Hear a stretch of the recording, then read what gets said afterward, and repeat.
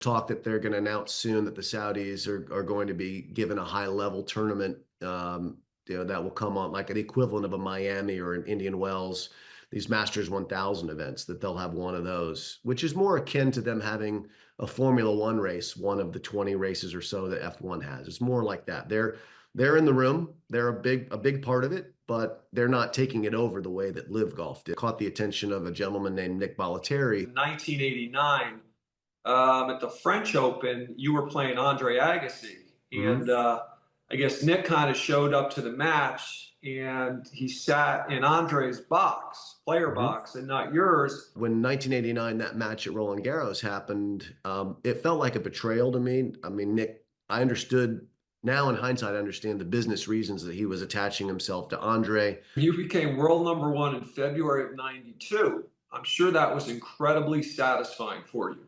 Did it bring a feeling of comfort and confidence, or did it raise the pressure level to try and protect your position at the top of the game?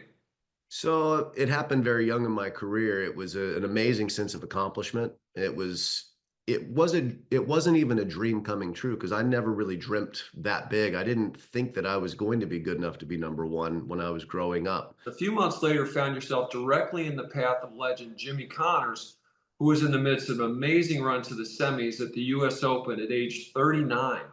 And of course, Jimmy had the full support of the stadium fans throughout his run there. The main stadium then was Louis Armstrong Stadium, which seated 20,000 people, and there were 8 people cheering for me, and they were all in my player's box. I knew I was walking into the Lions Den when I went to play Jimmy, and it certainly felt that way. It was the most harrowing walk to center court that I'd had. I've got to ask you about, the dominance of the big three. It's almost like you had Jack and Tiger, playing against each other in their prime. Federer, comes in at a time after Sampras had just broken the record and gotten to 14 majors, and we thought, oh my God, that's going to last a while. Yeah.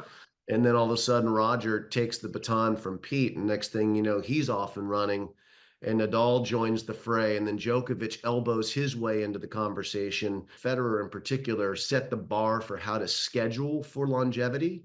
I think if Pete would have scheduled the way that Federer did, where Federer would take gaps in the season and take a month off and just decompress and then come back ready to go. We didn't do that. Lendl didn't do that. McEnroe didn't do that. Connors didn't do that.